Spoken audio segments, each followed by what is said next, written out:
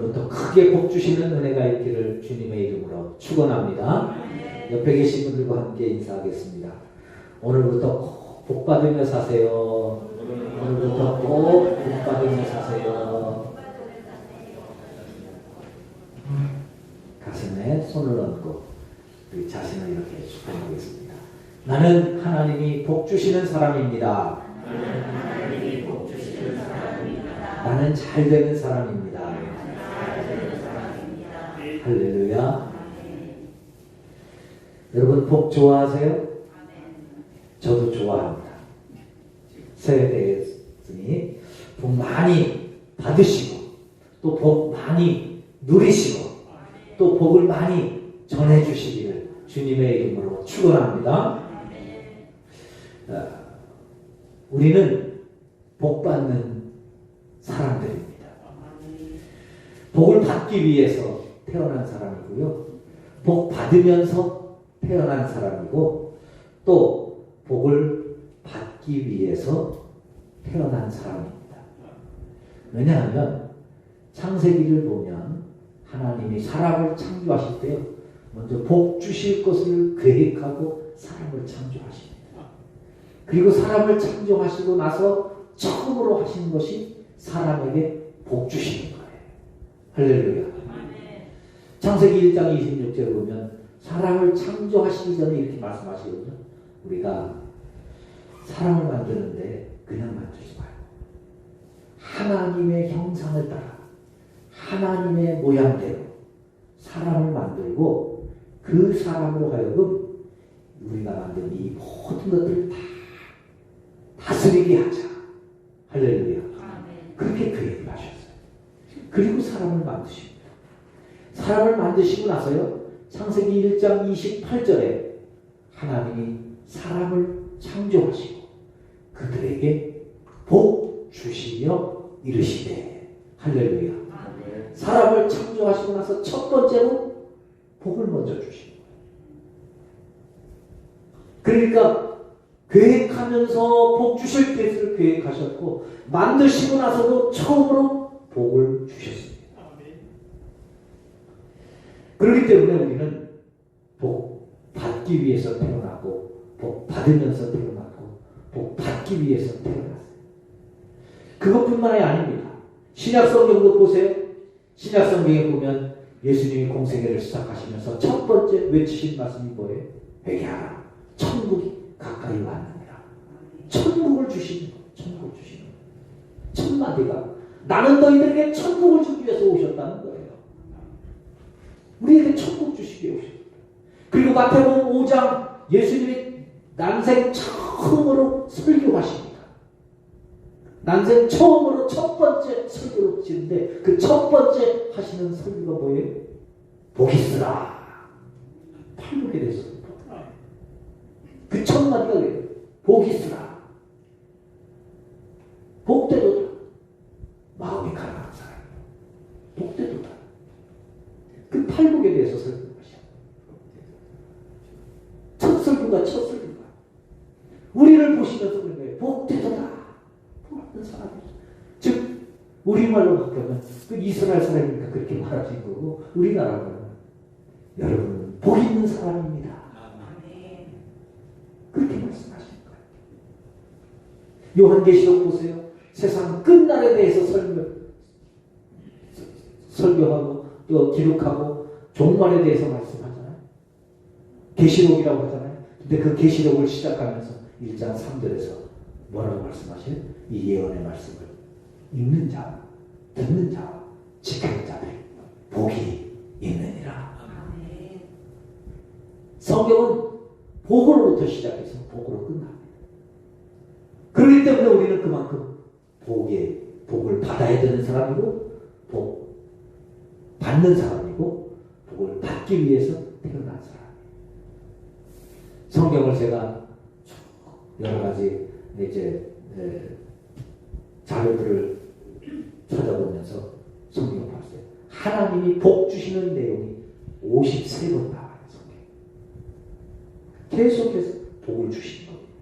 그러므로 여러분 하나님은 그만큼 우리를 복 주기를 원하시고 복 주기 위해서 만드셨고 복 주시기를 원하시니 우리는 복 받고 사실 수 있기를 축원합니다. 그래서 제가 우리 마음 가꾸기 시리즈로 설교를 해서 마음 가꾸기 축복 그렇게 했지만 부제를 붙이면 이렇게 붙이는 거예요. 이렇게 붙이려고 했어요. 한번 따라해 보세요. 여러분 2023년도에는 꼭 복받고 삽시다. 할렐루야. 제목을 그렇게 붙여놨어요. 2023년도에는 꼭 복받고 삽시다. 그래서 제 설교 원고에는 2023년 축복 좀 받고 삽시다. 제 설교도 제목을 그렇게 했어요. 축복 좀 받고 삽시다. 하나님은 그렇게 복 주시고 싶어 하시는데 복 주시는 분인데 여러분 예수 믿으면서 복 좀 받아야 되지 않겠어요? 근데요 마귀가 우리에게 복을 뺏어가요 자꾸. 그래서 요즘은 복에 대해서 설교하면 좀 수준 낮게 그런 설교를 무슨 기복적인 설교를 하는 것처럼 생각하는 그런 시대가 되겠습니다. 그리고 도덕과 윤리에 대해서 설교하면 좀 고상해지고 또 성도들이 워낙 힘들고 어려우니까 치유와 회복과 격려와 위로에 대해서 설교를 하면 이제 설교가 또 필요한 시대로 되었습니다. 그만큼 상처도 많고 고통도 많고 또 사회가 도덕과 윤리가 땅에 떨어지는 시대가 되었잖아요. 제가 가끔 말씀드립니다만 조금 지나친 표현일 수는 있지만 옛날에는 정신병으로 여겨지던 것들이 요즘은 정상으로 여겨지는 시대가 되었어요. 얼마나 도덕과 그것이 윤리에 관한 일인데도 말이에요. 사람들이 그리고 그것을 말하면 인권을 마치 세워주는 것처럼. 그러나 인권의 문제가 아니에요. 정신적인 거예요. 정신적.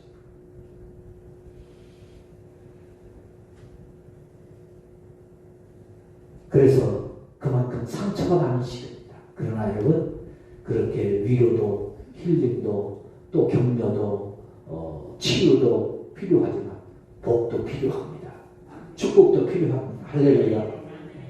기복신앙이 되어서는 안 되지만 복을 멀리할 필요는 없습니다.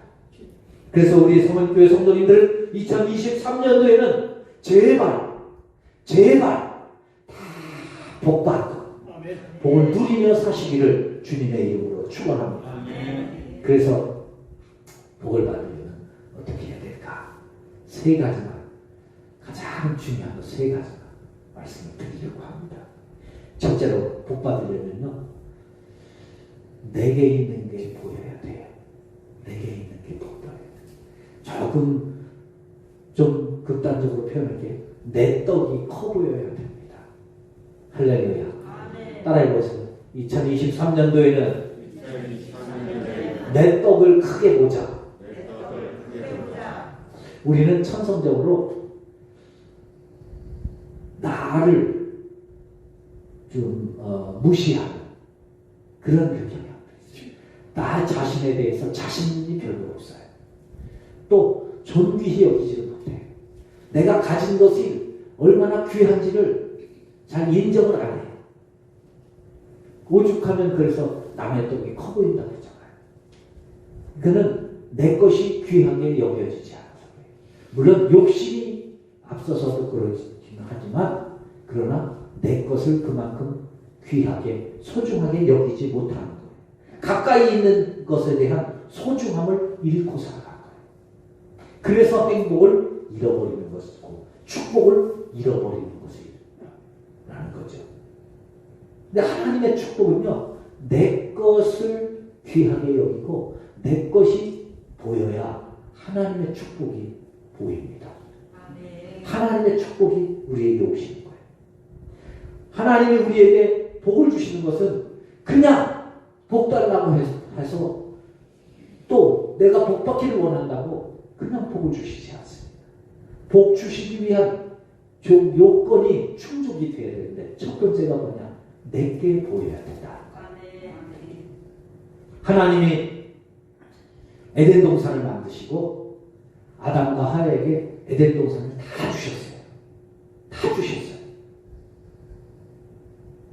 그리고 하나님이 한 가지 말씀하셨어요. 그런데 에덴 동산 중앙에 있는 선악을 알게 하는 나무의 열매를 먹지 마. 나머지는 다 네 거다. 네 마음대로 해. 나머지는 다 네 거야. 근데 그거 선악과는 먹지 마. 그런데요, 아담이요. 에덴 동산이 안 보이는 거예요. 에덴 동산이 안 보이는 거예요. 이게 다 내 건데 안 보이는 거예요. 그리고 뭐만 보이느냐? 선악과만 보이는 거예요. 야, 저거 먹으면 보암직도 하고 먹음직도 하고 지혜롭게 할 만큼 탐스럽게 많지. 에덴 동산에 그 모든 것을 다 주셨는데요, 그건 안 보여요. 먹지 말라고 하는 선악과만 보여요. 이게 사람이라는 거예요. 여러분, 이 아담이 복을 받았어요? 못 받았어요? 못 받아요. 에덴 동산에 살아도 복을 못 받아요. 내 것이 안 보이면 여러분, 에덴 동산에 살아도 복이야. 복을 못 받아요. 아니, 복을 주셨어도 그게 복인 줄도 모르고 살아가요. 그리고 평생 원망하면서 살아가는 거예요. 얼마나 비참한 삶이에요. 에덴 동산에 살면서도 하나님의 복을 누리지 못해요. 복을 받지 못해요. 내 것이 안 보이면 여러분 그렇습니다.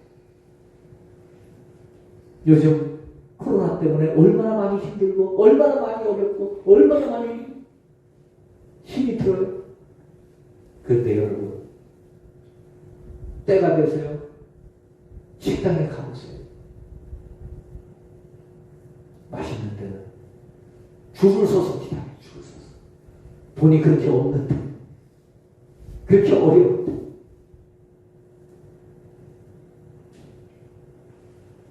내 것이 안 보이면 어려운 것만 보이고 힘든 것만 보이고, 근데 내 것이 보이면 거기로부터 하나님의 축복이 시작됩니다.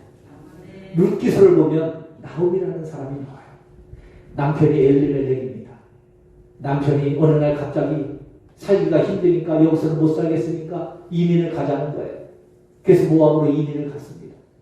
이민 갔는데, 남편 따라갔는데 남편이 얼마 하니까 죽었어요. 타국에 가서 남편만 믿고 아무도 모르는 타국에 왔는데 남편이 죽어버렸어요. 하늘이 무너질 것 같잖아요. 아담 같으면 어떻게 했겠어요? 하나님, 이제 다 끝났습니다. 내 인생이 이제 끝났습니다. 아무것도 없습니다. 신랑마저 죽었습니다. 여기서 어떻게 살아요? 그랬을까? 그러지 않겠어요? 그런데 룻기서를 보면 1장 3절에 보면 엘리멜렉이 죽고 나오미와 두 아들이 남았더라. 할렐루야. 남았다는 거예요. 나오미는 그 절망적인 상황에서 하나님이 그래도 나는 살려주셨네. 우리 애들 돌보라고. 하나님이 그래도 나보고 자식들 보고 힘내라고. 자식들을 봐서라도 열심히 살으라고 두 아들을 남겨두셨구나. 나오미는 그걸 보는 거예요. 남겨두신 걸 보는 거예요. 그런데 몇 년 안 지나서 두 아들마저 죽었어요. 두 아들 결혼해서 살만하니까 두 아들이 자식도 못 낳고 죽었어요. 이제는 다 끝났지. 청산과부가 뭘 믿고 살겠어요. 더군다나 두 며느리, 이제 같이 입은 두 며느리, 그들도 청산과부가 됐는데 이제는 뭘 어떻게 살겠어요. 그때 룻기 1장 5절 이렇게 말합니다. 나오미와 두 며느리가 남았다. 나오미는요, 끝까지 그 절망적인 상황에서도 남은 걸 보는 거예요. 근데 그것을 보는 그 나오미가요, 나중에 돌아와서 자기 며느리, 이방인이에요. 이방 며느리 룻, 모함 여인이에요. 근데 그 여인을 보아스와 결혼시켜서 다윗의 증조 할머니로 만듭니다. 다윗의 증조 할머니가 돼요. 나오미는요, 자기는 다윗의 고조 할머니가 되는 거예요. 할렐루야. 아멘. 꿈에도 생각 못했지. 우리 집이 이제 다 망했다고 생각했는데 남은 걸 보는 사람에게는 그 같은 모습이 돼요. 하나님이 모세를 부르십니다. 출애굽기 3장에 보면 모세를 부르시는데 모세가 80세. 젊을 때 애굽의 그 궁궐에 살 때 그 많은 학문을 배웠을 때 그 능력이 많을 때 부르시지 않고 80 노인네 부르시는 거예요. 모세가 하나님 나를 불러서 뭐 하시려고요? 나이 못해요. 젊은 사람 쓰세요. 젊은 사람. 근데 하나님이 아니다. 나는 너를 쓰요. 하나님 내가 뭐 가진 게 뭐가 있다고요? 그러니까 하나님 물어요. 다 모세에게. 출애굽기 4장 2절에서 하나님이 모세에게 이르시되 내 손에 있는 것이 무엇이냐? 내 손에 있는 게 모세가 내 손에 뭐 있냐고요? 하나님 뭐 있겠어요? 지팡이요, 지팡이. 나이 80 먹어서 이제는 지팡이 하나 있어요. 지팡이. 그게 뭐예요? 마른 막대기, 마른 막대기. 지팡이 있어요. 왜요? 이거 있어요. 아니, 여러분, 하나님의 일을 하는 거하고 지팡이하고 무슨 관계가 있어요? 하나님하고 지팡이하고 무슨 관계가 있어요? 그걸로 뭔 일을 하겠어요? 근데 하나님이 모시는 거예요. 네 손에 있는 게 뭐냐? 지팡이가 있어요. 지팡이. 아무런 힘도 없고. 그게 무슨 뭐 돈이 됩니까? 권력이 됩니까? 힘이 됩니까? 아니, 힘이 됩니다. 그냥 모세 길 가는데 도움되는 의지가 되는 지팡이에요. 그런데요, 4장 20절에 보면 하나님이 모세를 그동안에 쭉 말씀하시고 모세가 알겠습니다. 하나님이 말씀하시면 제가 갈게요. 그런데 모세가 가는 그 과정을 출애굽기 4장 20절에서 이렇게 말합니다. 모세가 가는데 모세의 손에 하나님의 지팡이를 손에 잡았더라. 아멘. 할렐루야. 아멘. 하나님의 지팡이가 됐어요. 모세의 지팡이였었는데 불과 몇 분 전까지는 모세의 지팡이였어요. 그런데 그때부터 하나님의 지팡이라고 모세는 고백합니다. 하나님, 나를 부르셨으니 내 손에 있는 것이 무엇이냐고 물으셨으니 이거는 하나님의 지팡이입니다. 아무 쓸데없는, 아무런 힘도 안 되는, 아무런 능력도 안 되는, 아무런 돈도 안 되는 그 지팡이를 잡고 가는데요. 그 지팡이가 애굽에서 10가지 재앙을 내리고 홍해바다도 가르고 반석에서 물도 내고 만나도 내리고 메추라기도 내리고 하나님의 놀라운 역사가 그 마른 막대기, 그 지팡이를 통해서 하나님의 역사가 나타납니다. 하나님의 그릇은 무엇입니까? 내 손에 든 것이 무엇입니까? 마가복음 6장에 보면 오병이의 기적이 나옵니다. 장정만 5,000명이 모였어요. 수만 명이 모였어요. 먹을 때가 됐는데 먹을 게 없어요. 제자들이 예수님 어떻게 해요? 빨리 보내서 어떻게 좀 해보세요. 빨리 어떻게 좀 해보세요. 그때 예수님이 마가복음 6장 38절 이렇게 말씀합니다. 너희에게 떡 몇 개나 있는지 가서 찾아봐라. 장정만 5,000명인데 떡 좀 구해보라는 거예요. 제자들이 여기저기 다니면서 떡 있는 떡 없는 떡 다 모았더니 떡 5개, 보리떡 5개, 보리떡 5개. 우리말로 얘기하면 보리밥 5숟가락, 보리밥 5숟가락. 5,000명이 있는데 제자들이 허탈하지. 보리떡 5개입니다.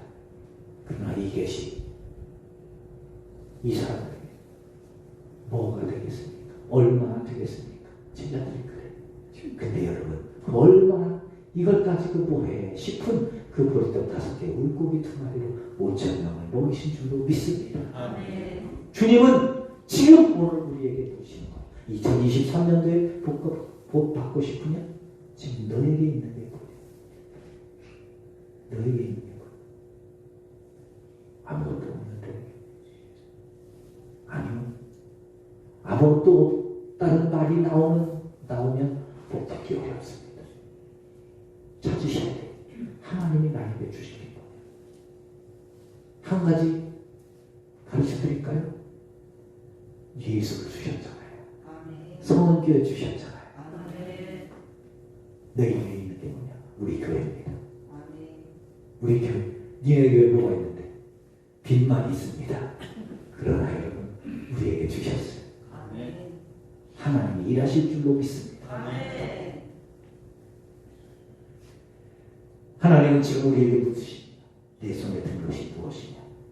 그 감사함으로 고백할 때 하나님 그것을 통해서 일하십니다. 아멘. 두 번째로 축복을 받으려면 믿음을 키워야 돼요. 아멘. 할렐루야. 아멘. 믿음을 키워야 돼요. 열왕기하 4장에 보면 엘리사 시대에 가난한 신학생이 있었습니다.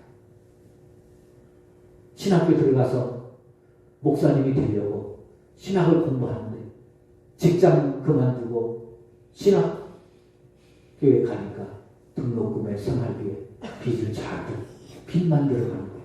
근데 빚만 들어가는 그때에 신학생이 그만 죽습니다. 빚만 잔뜩 남겨놓고 사모님과 두 아들만 남았어요. 이 당시에는 빚을 못 갚으면 자식을 노예로 끌고 가던 시대입니다. 어머니가 기가 막히죠. 사모님이 기가 막힙니다. 그래서 엘리사 목사님 찾아갑니다. 목사님, 아무개 신학생 하십시오. 공부하다가 죽었습니다. 빚만 남겼습니다. 우리 두 아들 이제 노예로 끌려갈 뻔했는데 어떻게 하면 좋습니까? 그때 엘리사 목사님도 답답하죠. 그런데 그분이 묻습니다. 집에, 당신의 집에 뭐가 있습니까? 우리 집에 뭐가 있어요? 빚만 있지. 그래도 뭔가 있는 게 있을 거 아니에요. 기름 한 병 있습니다. 들기름 한 병 있습니다. 들기름인지 참기름인지 모르지만 기름이 한 병 있습니다. 그래요? 그러면 지금 빨리 집에 가서 온 동네를 다니면서 그릇들을 다 빌리세요. 조금 빌리지 말고 많이 빌리세요. 그리고 방에 들어가서 그릇 다 빌린 다음에 방에 들어가서 애들을 놓고 그 기름을 그릇에 부으세요.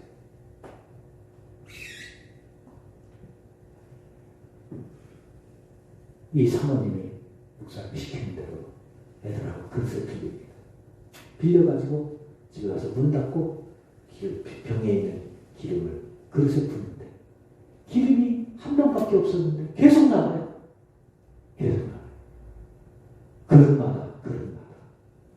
그릇마다 계속 다 찼다 다른 그릇 또 갖다 대면 또 계속 나와요. 계속 붓고 있습니다. 계속 하루 종일 붓는 거예요. 붓는데 다 차가지고 다 찼다 또 다른 그릇 갖고 와. 그러니까 애들이 엄마 그릇 없는데? 그러니까요 그 순간 기름이 떡 떨어지는 거예요. 엄마 그릇 없는데? 그러니까 기름이 딱 떨어지는 거예요. 없다는 말 듣고. 여러분 기름에 귀가 달렸어요. 기름에 귀가 달렸어요. 없다는 말 들으니까 끝나더라고요. 그래서 엘리사 목사님 말씀한 거예요. 그릇 많이 빌려라. 키워야 된다. 보겠어요. 우리 믿음을 키워야 된다. 아멘. 살면서 아이고 없네, 힘드네. 여러분 그 말 들으면 돈이 귀가 들려서 멈춘다니까요. 아니 기름도 없다는 말 듣고 멈추는데 돈은 안 멈추겠어요? 없다는 말. 부족하다는 말 하지 마세요. 하나님은 넘치게 주시고 풍성하게 주시고 넉넉하게 주시고 아멘. 우리에게 하십니다. 아멘. 넘치도록 넘치도록. 제가 말씀드리잖아요. 성경에는 딱 맡겨주시면 하나님 아니시라니까요. 그건 뭔가 문제가 있는 거예요. 넉넉하게 주시고 여유 있게 주시고 아멘. 복되게 풍성하게. 성경은 그거예요. 성경의 단어는 풍성하게 넉넉하게 넘치게. 아멘.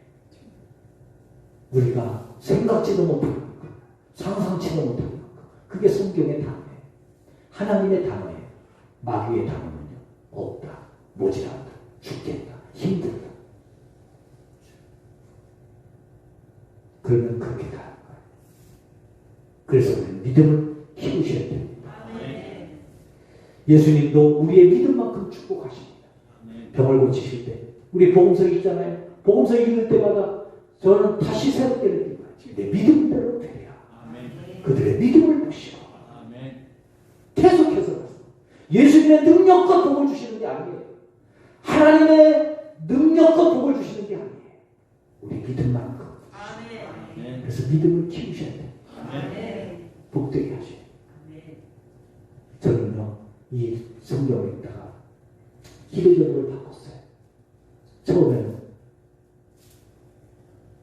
한 우리 교회 100명 넘게 채워가면 되겠다. 그런데요, 성경을 읽다가 지금 100명은 만약 100명이 타면 그건 너희들의 능력이다.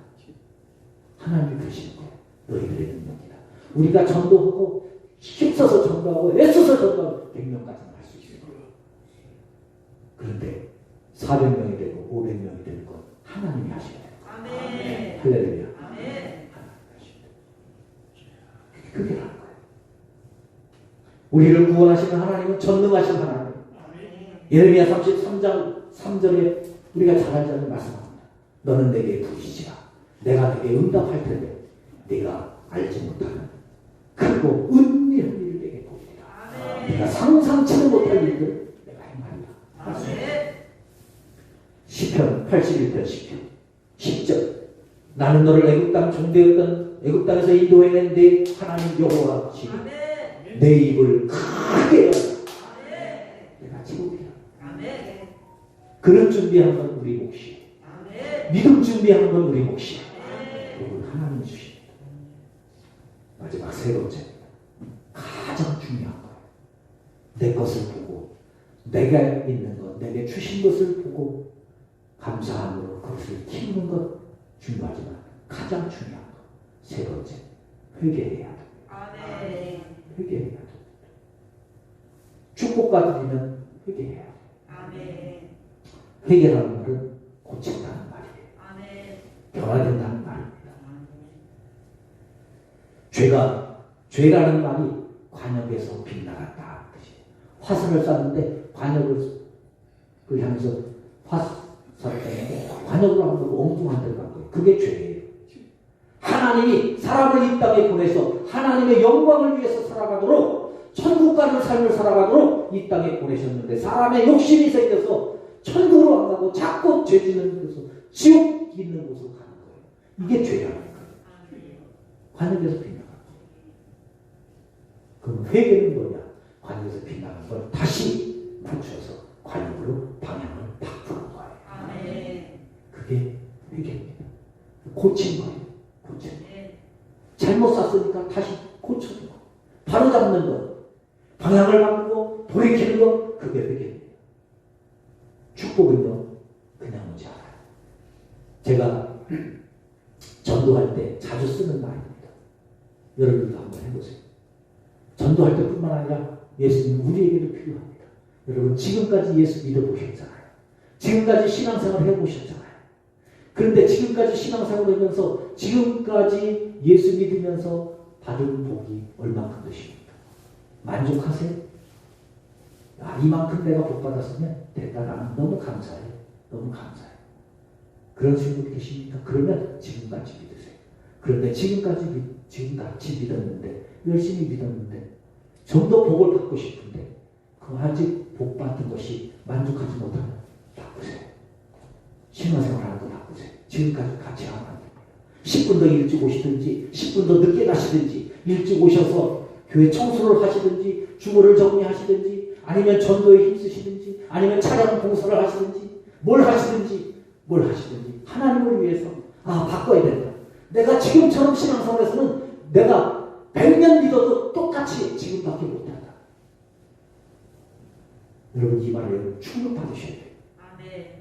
지금같이 믿으면 100년 믿어도 지금같이밖에 못 삽니다. 그러려면 바꾸셔야 돼요.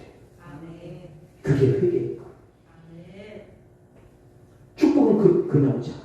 지금 하고 있는 그대로 하면 축복은 지금만큼밖에 안 합니다. 바꿔야 됩니다. 사도행전 2장에서 내가 회개해야 죄사함도 주고 성령을 선물로 주신다고 말씀합니다. 아멘. 예수님께서 오셔서 첫 번째로 천국 줄 텐데 첫 마디가 뭐예요? 그러나 회개해야 준다. 아멘. 회개해야 된다. 오늘 본문 우리가 읽었어요. 18절에 학개선자를 통해서 말씀합니다. 야, 오늘 이전 오늘까지 너희들의 삶을 돕겠다. 너 예수 믿었지? 그렇게 주일 한번 가지고 봉사했지, 섬겼지, 신앙생활했지, 열심히 했지, 주일 했지. 그런데 복 받았나? 복 받은 게 있냐? 없지. 오늘 본문의 말씀이 그거예요. 오늘 이전 일을 생각해봐. 돌아봐라. 너희 집에 이전 일을 생각해. 9째 달 9개월 전부터 성전 건축한다고 얼마나 애를 썼느냐. 지금까지 성전 건축한다고 그 없는 돈 아껴가면서 헌금해가면서 그렇게 애를 쓰고 노력해봤지. 그런데 그렇게 했는데 복을 받았느냐? 19절에 집에 종자가 있느냐? 포도나무, 무화과나무, 성녀나무, 감람나무 열매 있느냐? 너 주일 한다고, 너 예수 믿는다고 그렇게 애썼는데 지금까지 받은 복 생각해봐. 복을 받았나? 없지. 왜 없는지 아냐? 왜 없는지 아냐? 그런데 오늘부터는 내가 복 주겠다. 지금까지는 너희들이 그렇게 애를 썼는데 복을 못 받았는데 왜 복을 못 받았는지 아냐? 17절에 보세요. 17절 마지막에 너희가 내게로 돌이키지 아니하였었느니라.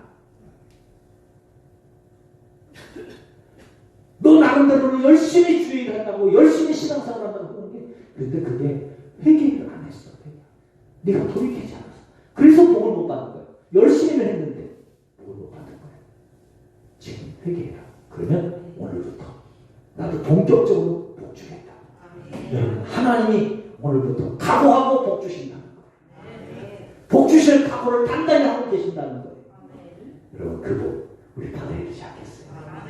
하나님 앞에 금년함에 우리 꼭 복 받으며 살아가십시다. 우리를 위해서 우리 신앙 하나님 제가 목사로서 장로로서 권사로서 지금까지 신앙생활을 하는데 하나님 말씀 듣고 바꾸겠습니다. 내 마음 바꾸겠습니다. 내 신앙 바꾸겠습니다. 하나님 회개할 수 있게 하시고 내게 주신 것 가지고 감사하면서 하나님 주신 하나님 일하실 만큼 우리의 믿음을 키워갈 수 있게 해달라고 기도하십니다. 23년도 지나가면서 우리 꼭 다 하나님이 복 주시는 것 받아 누리실 수 있게 되시기를